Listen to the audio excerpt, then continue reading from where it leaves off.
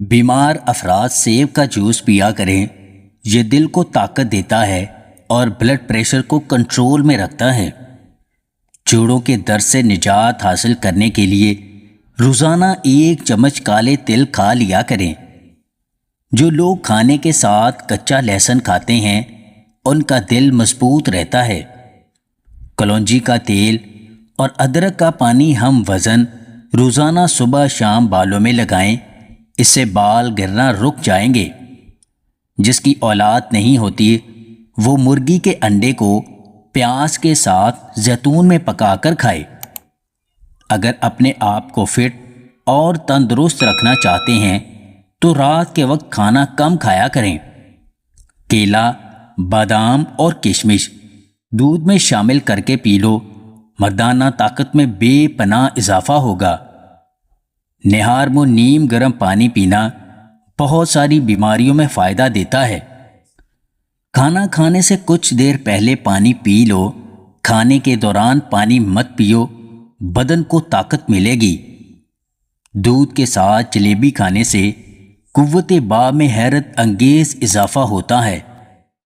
1 چمچ کشمش، 3 عدد کھجور، 2 چمچ شہد اور 1 چمچ بھنے ہوئے کالے تل، ان سب کا پیسٹ بنا کر کھایا کریں۔ شادی شدہ افراد کے لیے بہت نایاب چیز ہے۔ ہر کھانے کے ساتھ پودینے کی چٹنی کھائیں، اس سے جسم میں تھکاوٹ نہیں ہوگی۔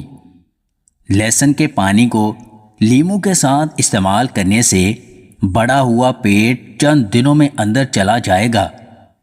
تازہ پھل اور سبزیاں کھانے سے دل اور دماغ کو تقویت ملتی ہے۔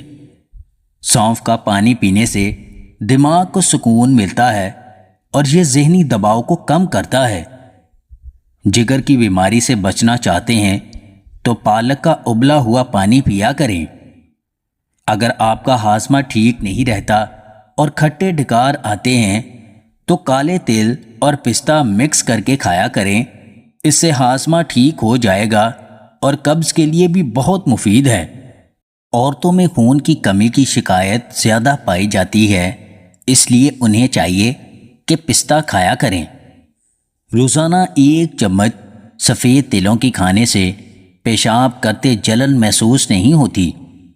ذہنی تھکاوٹ دور کرنے کے لیے گوشت کی جگہ سلاد کھانا شروع کر دیں۔